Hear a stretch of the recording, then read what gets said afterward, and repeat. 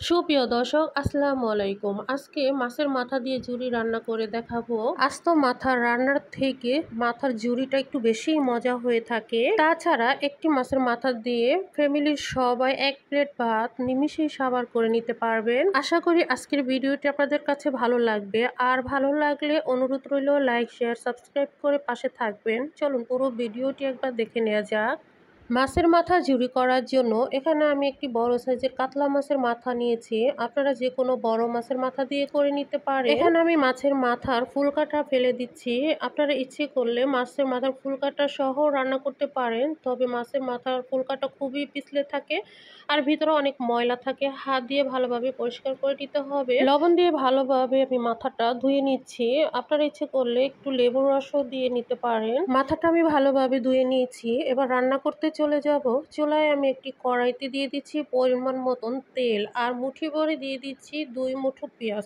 পেঁয়াজটি একটু বেশি দিবেন, বেশি দিলে তরকারিটা একটু বাড়বে আর ঝোলটাও খুব ঘন হবে। পেঁয়াজটা আমি লাল করে ভেজে নিচ্ছি।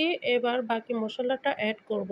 দিয়ে দিচ্ছি আদা বাটা 1 চা চামচ, রসুন বাটা 1 চা চামচ, 1 চামচ দিয়ে দিচ্ছি হলুদের গুঁড়ো আর ঝালের জন্য মরিচের গুঁড়ো দিয়ে দিচ্ছি 2 চা চামচ, 1 চামচ জিরের গুঁড়ো দিয়ে দিচ্ছি উঁচু করে, স্বাদ পরিমাণ দিয়ে দিব লবণ। এবার হালকা একটু তেলে ভেজে নিচ্ছি। অল্প কিছু পানি দিয়ে ভালোভাবে কষিয়ে নিতে হবে। চুলার আঁচটা মিডিয়ামে রেখে পুরো রান্নাটা করে নিতে হবে।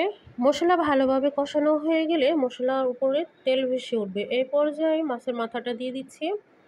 মাছের মাথাটা ইচ্ছে করলে কেটে দিতে পারেন, তবে না কেটে দিলেও হবে।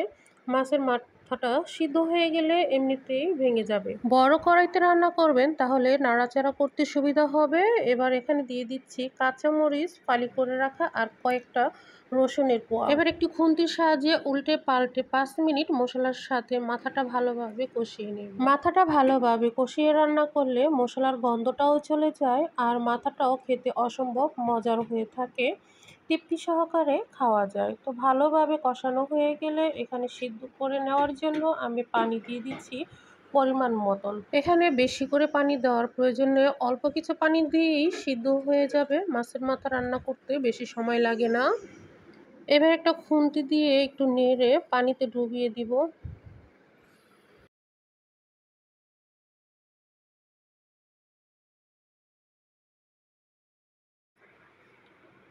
এবার চুলার আঁচটা মিডিয়ামে রেখে ঢাকনা দিয়ে ঢেকে 5-6 মিনিট রান্না করে নিব। ফিরে আসলাম 5 মিনিট পর। মাছের মাথাটা আমার সিদ্ধ হয়ে গেছে, নাড়া দিলেই ভেঙে যাচ্ছে, দেখতেই পাচ্ছেন। এবার ঢাকনা ছাড়া আরও 5 মিনিট রান্না করব আর নাড়াচাড়ার উপরেই রাখতে হবে, তা না হলে তলায় লেগে যেতে পারে আর তলায় লেগে গেলে এটার মশলাটা পুড়ে যাবে, খেতে ভালো লাগবে না। আর নাড়াচাড়ার উপরে রাখলে মাথাটা এক পর্যায়ে এরকম ভেঙে ঝুরি হয়ে যাবে। আস্ত মাথা রান্না করলে বা 2 টুকরো করে রান্না করলে 1 থেকে 2 জন মানুষই খেতে পারে। আর এভাবে ঝুরি করে রান্না করলে ফ্যামিলির সবাই তৃপ্তি সহকারে 1 প্লেট ভাত নিমিষেই শেষ করে নিতে পারে। তাছাড়া এভাবে রান্না করলে একটু বেশি মজা হয়ে থাকে। নামানোর আগে ফ্রেশ কিছু ধনেপাতা দিয়ে একটু নেড়ে চেড়ে চুলা থেকে নামিয়ে নেব। আশা করি আজকের রেসিপিটি আপনাদের ভালো লেগেছে। বাসায় একবার হলেও ট্রাই করবেন। আর ভালো লাগলে প্লিজ লাইক, শেয়ার, সাবস্ক্রাইব করে পাশে থাকবেন।